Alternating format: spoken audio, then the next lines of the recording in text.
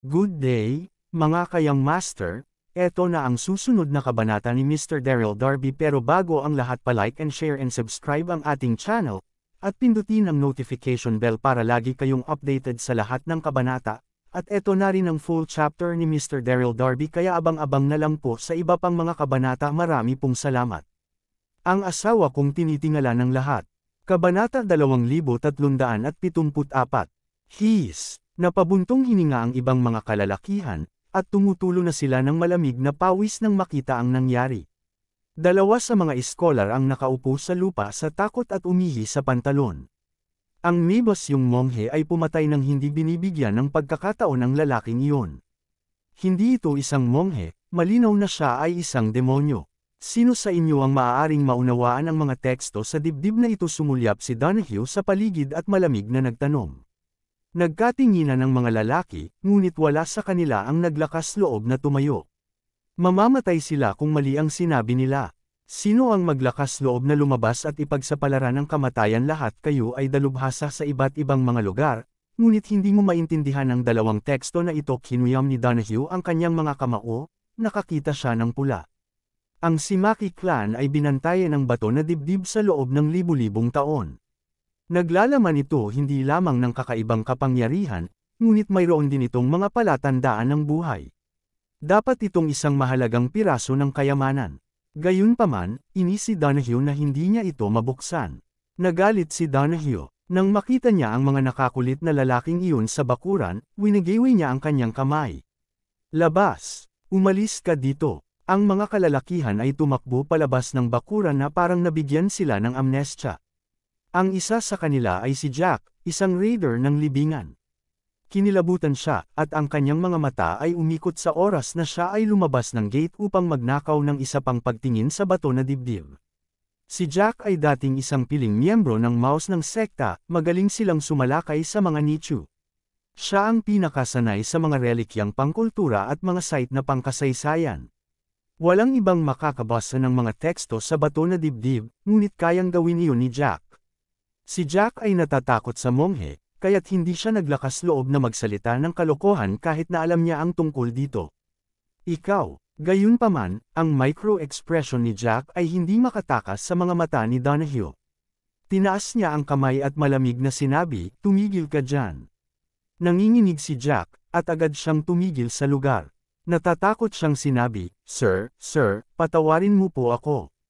Ngini siya ni Donahue. Naglakad siya patungo kay Jack at tinanong, "Boy, maaari mo bang basahin ang mga teksto dito?" Ang batang ito ay paningin sa dibdib ng kakaiba, dapat alam niya ang ilang mga pahiwatig.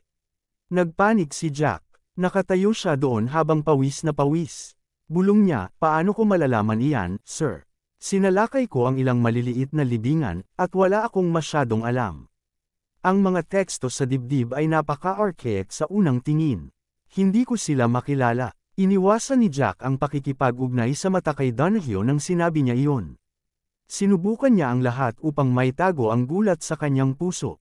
Nang unang dumating si Jack sa pinangyarihan, agad siyang naakit sa bato na dibdib, at kasabay nito, nakita niya ang mga teksto dito. Si Jack ay dating isang pili ng Mouse ng sekta. Nakita niya ang maraming mga antigo, at alam niya ang maraming mga archaic na salita. Gayunpaman, alam ni Jack na ang taong nasa harapan niya ay isang malupit na tao. Mawawala ang kanyang buhay sa oras na sinabi niya sa kanya ang totoo. Hindi mo alam, sumimangot si Donahue. Kitang-kita niya na si Jack ay nabulabog. Dapat malaman ng batang ito ang mga salitang iyon. Arg! Inangat ni Donahue ang kanyang paa at sinipa ang tiyan ni Jack. Nagpakawala si Jack ng isang masakit na daing habang nakalapag siya ng 12 metro ang layo bago siya tumama sa dingding at dumulas sa lupa. Kulot ang kanyang katawan na parang isang tuyong hipon. Nasasaktan siya. Sino ang sinusubukan mong lokohin? Ang mga mata ni Donahue ay malamig, at ang kanyang mukha ay nakakatakot. Mabilis. Isalin ito para sa akin. Kung hindi man, mamamatay ka. Naglakad si Donahue papunta kay Jack at sinipa ulit siya. Naisip ni Donahue na walang anuman upang kaya ng raider ng libingan na naglakas loob na lokohin siya. Hindi niya ipakita kay Jack ang anumang awa. Patuloy na umiyak si Jack habang gumulong sa lupa. Ang sipa ni Donahue ay mas mahirap kaysa sa dati. Sa wakas, hindi na kinaya ni Jack. Umubos siya ng isang labi ng dugo at sinabi sa takot, "Sir, huwag mo akong patulan. Huwag mo akong hampasin, susubukan kong isalin ito para sa iyo." Kinilala niya ang bangis ni Donahue, at alam ni Jack na mamamatay siya kung wala siyang sinabi tungkol sa mga teksto. Kailangan niya ng pambubugbog, sa katunayan. Kabanata 2375. Si Donahue ay isinumpa sa kanyang puso. Pagkatapos, tumigil siya at malamig na sinabi, "Pumunta ka." Pinahid ni Jack ang dugo sa sulok ng kanyang mga labi, tumayo ng masakit, at naglakad papasok sa hall. Tiningnan niya ang mga salita sa bato na dibdib at isinalin ang salita sa pamamagitan ng salita. Sinasabi nito na ang kayamanan na ito ay iniutos ng Yellow Emperor na dalhin sa dagat at protektahan ng isang tribo. Bilang karagdagan dito, mayroon ding isa pang kayamanan na nakatago malapit sa Chaotic Mountain Range. Matapos niyang bigkasan ang mga teksto kay Donahue, tiningnan ni Jack ang lalaki at maingat na sinabi, "Sir, ang kayamanan sa Chaotic Mountain Range ang susi sa pagbubukas ang batong dibdib na ito." "Ayan yun." Donahue chuckled. Bigla siyang naliwanagan pagkarinig niya ng mga salita ni Jack, nagpatuloy siya sa pagtawa. Ito ay naka-out na ang Yellow Emperor ay iniwan ang bato ng dibdib. Dapat itong maging isang natatangi at walang kapantay na kayamanan. Naging malungkot ang mukha ni Donahue matapos niyang pag-isipan ito. Sa wakas ay nakalayo na siya sa kontrol ni Rama. Itatapon ba siya sa isa pang bitag kung nagpunta siya sa Chaotic Mountain Range? Ang Hidden Spirit Temple ay nasa Chaotic Mountain Range. Higit sa lahat, natuklasan nina Ambrose at Era ang kanyang pagkakakilanlan. Pinangangambahan ni Donahue na siya ay nasa mas malaking problema kapag ang magkapatid ay nagkasama muli kay Daryl sa Chaotic Mountain Range. Gayunpaman, hindi niya mabuksan ang bato na dibdib kung hindi siya pumasok sa Chaotic Mountain Range. Ang Donahue ay malungkot habang siya ay naiwan sa mga mahihirap na pagpipilian. Sa wakas, makalipas ang ilang minuto, huminga ng malalim si Donahue, napangisi, at nagpasya. Habang nasa dagat pa sina Ambrose at Era, dapat siyang makarating sa Chaotic Mountain Range sa lalong madaling panahon. Mabilis siyang aalis pagkatapos makuha ang mga item upang mabuksan ang bato na dibdib. Inisip ito ni Donahue bago niya pulutin ang bato na dibdib at aalis na sana. Napansin niya ang nanginginig na Jack sa tabi niya mula sa gilid ng kanyang mga mata. Ang mga mata ni Donahue ay kumislap sa layunin ng pagpatay. "Alam ng taong ito ang aking lihim, at dapat siyang patayin." Gayunpaman, bago pa makuha ni Donahue ang pagbaril, lumuhad si Jack sa lupa at nagsuka ng isang dugo. Nakakaawa niyang sinabi, "Sir, maaaring nabalian ko ang aking mga tadyang, at tumusok sa aking puso at baga. Nakikiusap ako sa iyo na bigyan mo ako ng mga nakakagamot na tabletas. Iligtas mo ang aking buhay." Mangyaring nahiga si Jack sa lupa at nagsimulang kumaibot habang maraming dugo ang bumuhos mula sa kanyang bibig habang nagsasalita siya. Inihagis ni Donahue si Jack ng isang mapanghamak na tingin at malamig na sinabi, "Lumayo ka sa aking paraan, naghihingalong tao." Gusto ni Donahue na patayin si Jack, ngunit naging madali ang mga bagay. Umalis si Donahue nang hindi man lang tumingin ulit kay Jack. Sa sandaling nawala si Donahue, mabilis na tumayo si Jack. Mapatla at mahina ang kanyang mukha, ngunit hindi nabanta ang kanyang buhay. Umarte lang si Jack. Kusa niyang sinabi ang lahat ng iyon alang-alang kay Donahue. Bilang isang piling tao sa sektor ng Mouse, si Jack ay isang napakatuso na tao. Alam niya na kung hindi niya peke ang kanyang mga pinsala, papatayin siya agad ni Donahue. Hindi nang ahas si Jack na magtagal, nagmamadali siyang umalis matapos niyang mabawi ang kanyang buhay. Samantala, bumalik si Daryl sa siyam na kampo ng mainland, labis siyang nalungkot. Natagpuan niya si Deborah, ngunit hindi niya ito madala na talagang nakakahiya. Umupo si Daryl sa kampo at bumantong hininga. Bigla, may nagbukas ng flap sa tent niya. Naisip ni Daryl na si Yvette o Yvonne o ibang tao.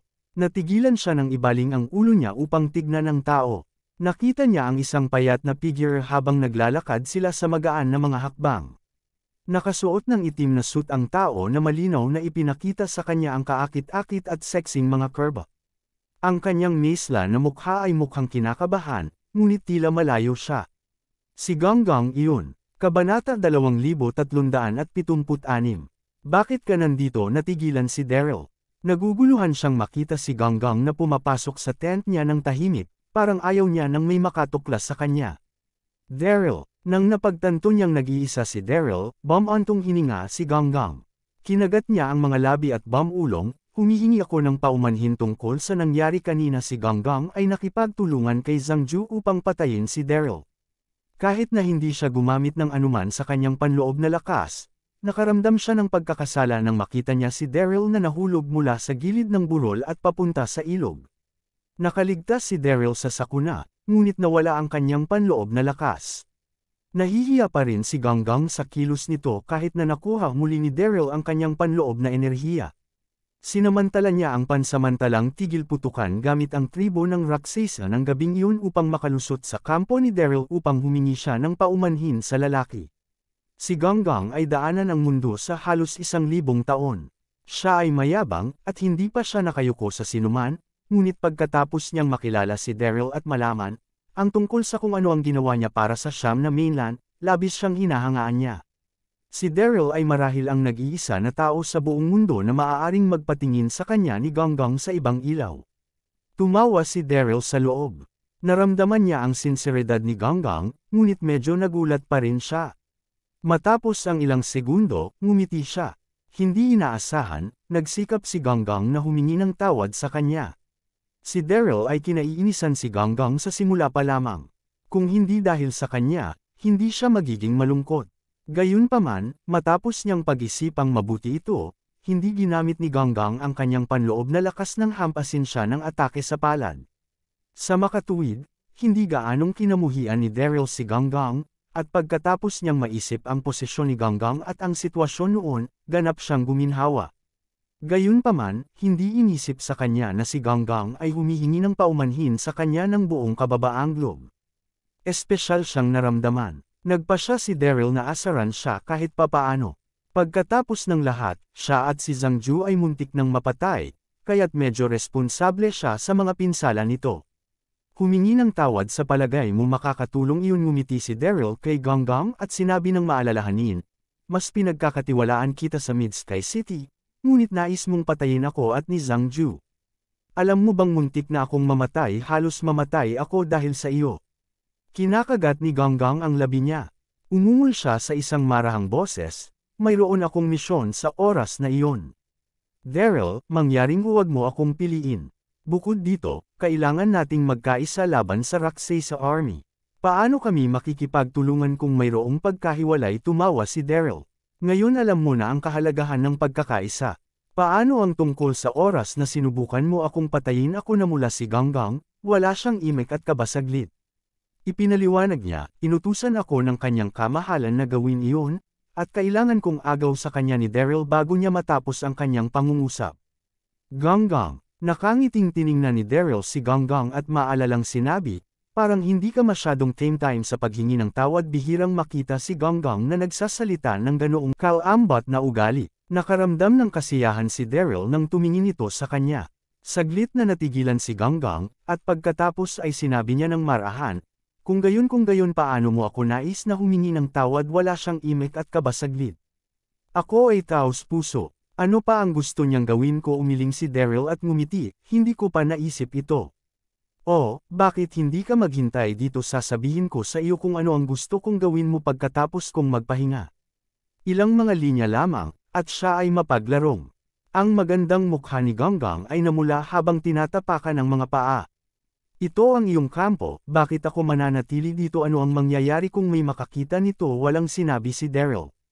Pasimpleng tiningnan niya si Ganggang mula itaas hanggang paa na may ngisi sa sulok ng kanyang bibig. Nakasuot ng mahabang palda si Ganggang. Sa araw na iyon, nagsuot siya ng isang masikip na suit na lubos na naiiba mula sa kanyang estilo sa nakaraan. Ito ay isang hindi pangkaraniwang estilo. Ano ang gusto niyang gawin? Ang mga mata ni Daryl ay hindi ginhawa kay Ganggang. Nakaramdam siya ng hiya at galit. Gayunpaman, hindi siya magagalit sa ilalim ng mga pangyayari. Sa makatuwid, tiniis lamang niya ito. Nandito ako para humingi ng tawad. Kung magagalit ako, hindi ba ako nandito para sa wala? Huminahon si Ganggang at tumigil sa pagtingin kay Daryl. Kinagat niya ang labi at mahinang sinabi, Daryl, pasensya na. Mapapatawad mo ba ako? Kabanata 2377. Ma'am. Tumawa si Daryl at tumango. Nakaramdam siya ng buhay habang nakaupo siya doon na parang isang boss na nakataas ang mga binti. Mapapatawad kita. Hindi na kita pipitasin kung imasahe mo ang aking mga binti. Ano ang sinabi mo? Ang magandang mukha ni Ganggang ay biglang nagbago, muntik na siyang mawala sa kanya. Paano ang isang kagalang-galang na Diyos na tubig tulad ng kanyang sarili ang nagmasahe sa binti ni Daryl? Hindi siya gagawa ng trabaho sa isang dalaga. Daryl, sadya mo itong ginagawa, hindi ba sinabi ni Ganggang sa pamamagitan ng kanyang mga ngiting ngipin? Ngumiti si Daryl at masayang sinabi, Ganggang, pumunta ka rito upang humingi ng tawad, ngunit hindi ka sinsero. Hiniling ko sa iyo na imasahe ang aking binti sa halip na hintiyang magpahinga ako. Bakit ka ba nababahala? Mahigpit na hinawakan ni Ganggang ang kanyang mga kamay habang nagmula ang kanyang galit na galit. Sa wakas, napangisi siya ng ngipin, tumango, at sinabi, mabuti na, masahe ko ang iyong paa. Dahan-daang yumuko si Ganggang, itinaas ang kanyang kamay sa Jade, at sinimulang imasahe ng marahan ang binti ni Daryl. Pinagmasdan ng maigi ni Daryl si Ganggang, siya ay labis na masaya. Walang sinumang tao sa mundo ang maaaring mag-isip ng isang tulad ni Ganggang na kusang ay massage ang kanilang mga binti. Napakasarap ng pakiramdam na ito. Tumawa siya sa loob. Lalong lumakas ang ngiti sa mukha ni Daryl. Pilyong gamulong ang kanyang mga mata habang may iba siyang ideya. Pagkatapos, nakangiting sinabi niya, oo, hindi iyon masama. Halika, subukang tawagin ako bilang isang mabuting kapatid. Ito ay isang bihirang pagkakataon, kaya dapat masaya siya kasama nito. Ano ang mga mata ni Ganggang ay kumurap ng galit at umalma ang dibdib. Ang kanyang pinong katawan ay nanginginig ng mahina, halos umusok na siya sa sobrang galit. Ikaw, inapakan ni Ganggang ang mga paa. Tinuro niya si Daryl at sumigaw, Daryl, huwag kang masyadong lumayo. Sinabi niya sa kanya na imasahe ang kanyang mga binti at pagkatapos ay tawagan siyang mabuting kapatid. Gusto niya bang tawagan ko siyang asawa? Sa palagay mo sobra ka na? Ngumiti si Daryl at diretsyong tumingin sa mga mata ni Ganggang. Ganggang, sobra ba ako? Hiniling lang kita na tawagan mo akong mabuting kapatid. Gusto mo ang buhay ko. Bukod dito, wala nang iba dito. Walang makakaalam tungkol dito. Hindi ba ako mahusay sa iyo? Naupo si Daryl na nakangisi. Kalimutan lamang ito kung hindi mo nais na gawin ito, hindi kita pipilitin. Natigilan si Ganggang. Pinahiya siya at walang magawa. Sa wakas, nakumpromiso siya at sinabi sa mahinang tinig, mabuting kapatid na siyahan ka ba ngayon? Napaka-komportable ni Daryl, naramdaman niyang gamaan ang kanyang mga buto at kalamnan. Ang isang mabuting kapatid ay napakaganda ng tunog. Tumango si Daryl sa kasiyahan. Aba, patatawarin kita mula sa pagiging taos-puso mo. Nakangiting tiningnan ni Daryl kay Ganggang. Sa totoo lang, hindi kita sinisi.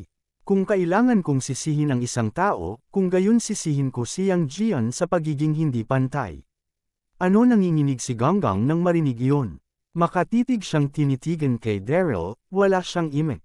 Hindi mo ako sinisisi, kaya ngayon lang kusa mong ginawa iyon, hindi ba? Kung nalaman niya iyon ng mas maaga, hindi siya magiging panganib na hanapin si Daryl sa araw na iyon. Kailangan niyang imasahe ang kanyang binti at tawagan siyang mabuting kapatid. Gumawa si Daryl ng isang inosenteng mukha, at nakangiting sinabi niya, tingnan mo, gumawa ka ng hakbangin na humingi ng paumanhin sa akin, at nanganganib kang matuklasan ka ng iba. Kung madali kitang pinatawad, hindi ko ba nasayang ang oras at pagsisikap mo? Ikaw na mula si Ganggang, siya ay nai-render walang imak sandali. Napangisi siya at sinabi, Daryl, sana ay namatay ka sa araw na iyon. Pinadyakan ni Ganggang ang kanyang mga paa, tumalikod, at lumabas ng galit na galit. Gayunpaman, pagdating niya sa pintuan, nakita niya ang sitwasyon sa labas at mabilis na tumalikod. Ang kanyang misla na mukha ay mukhang labis na pagkabalisa. Kabanata 2378. Si Daryl ay lumakad papunta sa pintuan at tumingin, natigilan siya. Sina Chester at Dax ay naglalakad patungo sa sampu ni Daryl, nagsasalita sila at nagtatawanan sa daan. Malinaw na, mayroon silang isang bagay na tatalakayin kay Daryl. Ano ang ginagawa nila dito? Tanong ni Daryl. Si Ganggang, nakatabi ni Daryl, ay lalong nabalisa. Namula ang mukha niya. Nagpunta siya upang makita si Daryl nang may pag-iingat. Kung nakita siya ng ibang tao, tsismisan nila siya, at masisira ang kanyang reputasyon sa loob ng 1,000 taon. Makinig ka sa mga order ko mamaya. Kung hindi man, hindi kita matutulungan. Nang makalapit sina Chester at Dax, walang pagkakataon sina Ganggang na lumabas. Pinag-isipan ni Daryl at kinausap ito sa isang seryosong tono. Naguluhan si Ganggang. Hindi niya alam ang gagawin, kaya't tumango lamang siya bilang pagsang-ayon. Mabilis. Tanggalin ang iyong Amerikana at humiga sa kama. Ano nanginginig si Ganggang? Nahihiya siya at nagalit. Tinitigan niya si Daryl ngunit hindi naglakas loob na sabihin ito ng malakas. Anong ginagawa mo? Hindi siya sinagot ni Daryl.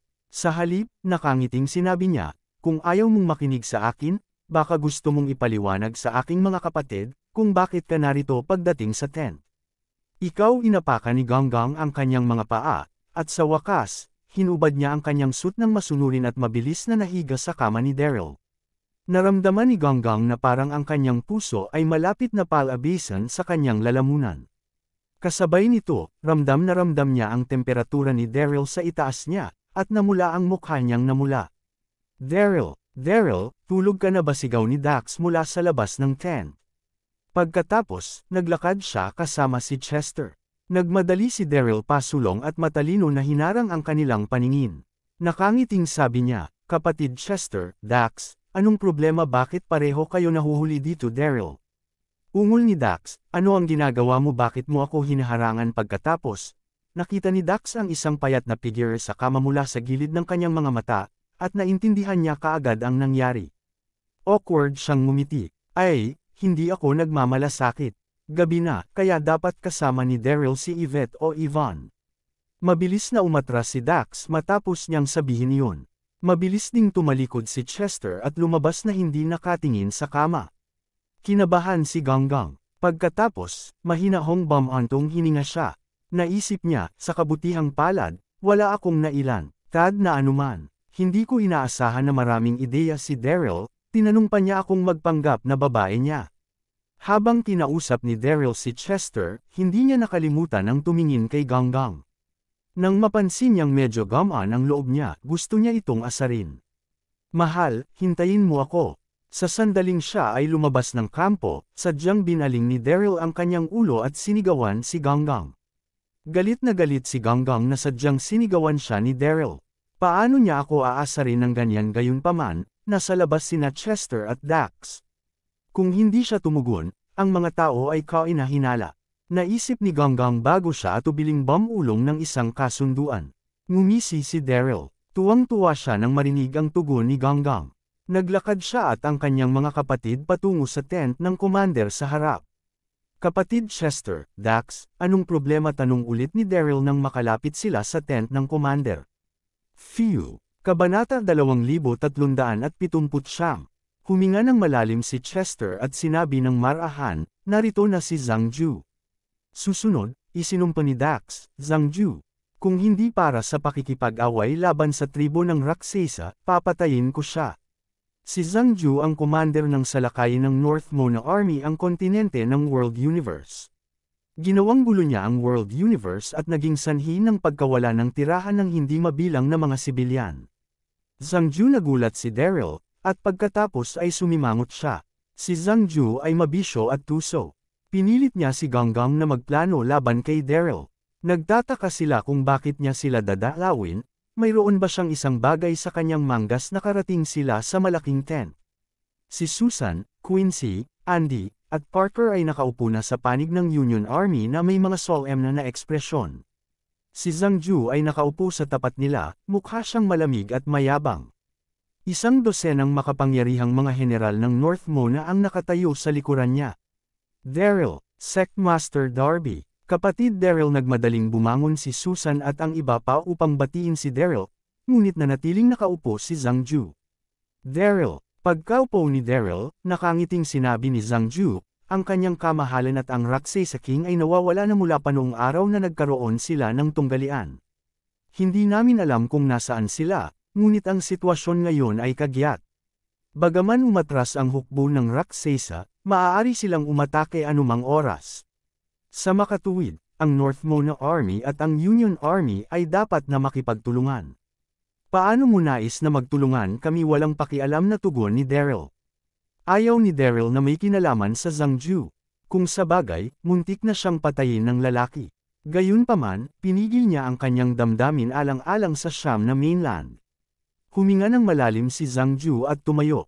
Nag-isip niyang sinabi, kapag ang Union Army at ang North Mona Army ay nagkakaisa, hindi kami mahina. Hindi lang kami lubos na nagtitiwala sa bawat isa. Matapos isipin ito, sa palagay ko kinakailangan na pumili ng isang pinuno ng pinuno upang mag-isyo ng utos. Nagkatinginan si Susan at ang iba pang mga elite. Sumunod, sumigaw si Dax, ibig mong sabihin ay nais kang halalan bilang pinuno ng pinuno. Mahinang ngumiti si Zhangju, ngunit hindi siya tumugon. Isang general sa likuran niya ang mabilis na sumulong at sinabi, "Siyempre, ang aming commander ay isang madiskarteng strategist. Naturally, siya ang pinakamahusay na kandidato para sa commander-in-chief na posisyon." Tumanggaw din ang ibang mga general bilang tugon. Oo, ang military advisor ay ang pinakaangkop na kandidato. Sa palagay mo ang Daryl ang pinakaangkop? Tingnan kung paano siya natalo sa nakaraang gyera sa kontinente ng World Universe. Wala siyang laban sa commander namin. Sesabog na sana si Dax nang marinig niya iyon. Tumayo siya at nagmura, anong mga kwalifikasyon ang mayroon si Zhangju upang maging commander-in-chief kung hindi niya ginamit ang mga sibilyan bilang isang pader ng pagtatanggol? Paano matatalo sa kanya si Daryl? Si Chester, na nakatayo sa gilid, ay seryosong nagsabi din, oo, kahit na si Zhangju ay isang mahusay na strategist sa militar, ang mga pamamaraan na ginamit niya ay masyadong mabagsik. Natatakot ako na hindi siya gumawa ng pinakamahusay na pagpipilian bilang commander-in-chief. Ang mga tao sa likuran ni Quincy at ang lahat sa kanilang panig ay tumanggo. Nakangisi si Zhangju habang nakatingin kay Daryl. So, inirekomenda mo ba si Daryl noon kahit na siya ay isang may kakayahang tao? Ang mga sundalo ng North Mona ay mayabang at mayabang, natatakot ako na baka hindi siya mamuno sa kanila. Hindi ka masyadong taos-puso na makikipagtulungan sa amin kung tutuusin, sigaw ni Dax. Para sa isang oras, ang dalawang panig ay nasa isang stalemate. O sige, sa wakas, tumayo na si Daryl. Ngumiti siya kay Zhangju at sinabing, ito ay tungkol sa kaligtasan ng Nine Mainland. Hindi ako dapat nakikipagkompetensya sa iyo para sa posisyon ng Commander-in-Chief. Ngunit alang-alang sa aking mga sundalo, hindi ko sila isasakripisyo ng walang kabuluhan. Sa palagay ko mas mabuti nating utusan sila ng magkahiwalay. Para sa isang sandali, naisip ni Daryl na hayaan si Zhangju na maging Commander-in-Chief. Kung sabagay, talagang magaling siya sa mga diskarte sa militar. Sa pangalawang pag-iisip, gagawin ni Zhangju ang anumang bagay at lahat para sa layunin. Hindi niya aalagaan ang buhay at pagkamatay ng mga sundalo.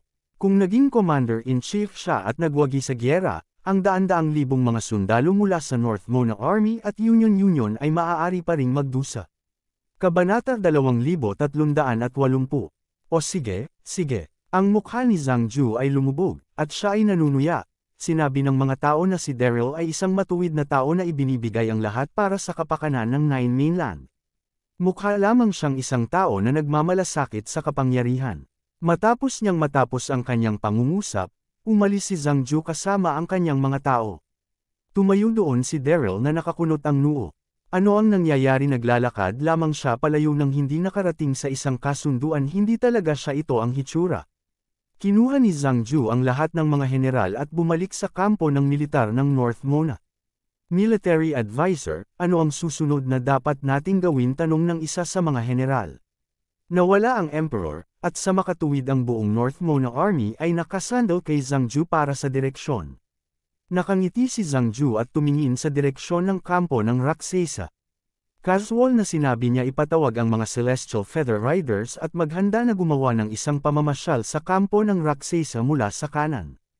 Ang iba pang mga sundalo ay agad na atres sa kagubatan upang lumikha ng isang impresyon na ang buong hukbo ay umaatake sa tribo ng Raksesa. Sumulyap si Zhangju sa kampo ng Union Army at sinabi, Daryl ay tiyak na magdadala ng kanyang hukbo upang suportahan tayo kapag nakuha niya ang balita. Agad na atres ang Celestial Feather Riders at hahayaan silang pareho na lumaban sa kanilang pagkamatay. Ang aming North Mona Army ay makikialam sa pinakadulo kapag lumabas kami muli upang linisin ang gulo. Inako ni Zhang Ju na bisitahin si Daryl na para bang nais niyang pag-usapan kung paano sila magkatrabaho. Ito ay simpleng trick. Ang kanyang pangunahing layunin ay upang gambolain ang mga saloobin ni Daryl. Ang mga general sa paligid ng Zhang Ju ay hinahangaan siya sa kanyang matalino na paglipat, at pinuri nila siya para doon. Ang militar na tagapayo ay tunay na kamanghamanghang. Ang diskarteng ito upang panoorin mula sa isang ligtas na distansya at hayaan ang mga kaaway na labanan ay talagang kahanga-hanga. Maaari nating anihin ang mga gantimpala sa paglaon. Oo, kung ito ay magtatagumpay, ang Rakshasa Army ay matatalo, at ang lakas ni Daryl ay hihina. Nang marinig niya ang nakakagulat na mga papuri mula sa mga general, ngumiti si Zhang Ju at winagiway ang kanyang kamay. O sige, maghanda ka na. Oo, ang mga general ay sabay na tumugon at pagkatapos ay nagmadaling umalis upang maghanda. Makalipas ang 2 minuto, libu-libong mga Celestial Feather Rider ang naghanda sa kampo ng North Mona. Sinakay nila ang mga higanteng ibon nang samantalahin nila ang madilim na gabi upang ilunsad ang isang sorpresang atake sa Rakshasa Camp. Samantala, sa kampo ni Daryl. Si Daryl ay nakaupo sa gitna ng tent ng militar. Nakasimangot siya sa pagmumuni-muni habang tuliro pa rin siya. Batay sa pagkatao ni Zhang Ju, tiyak na mananatili siya kung nais niyang masama ang posisyon ng Commander-in-Chief. Hindi sana siya aalis ng isang simpleng pag-uusap lamang. Ano nga ba ang eksaktong nais niyang gawin sa tabi niya? Si Susan, Quincy, at ang iba pa ay tahimik din. Boom! Boom! Boom! Bigla silang nakarinig ng mga pagsabog mula sa direksyon ng Rakshasa Camp na sinundan ng tunog ng labanan. Ano ang nangyayari? Nagulat si Daryl, mabilis siyang tumayo. Iulat, isang sundalo ang sumugod sa tent at magalang na sinabi, sinalakay ng North Mona Army ang kampo ng Rakshasa, at nagsimulang mag-away ang 2 panig.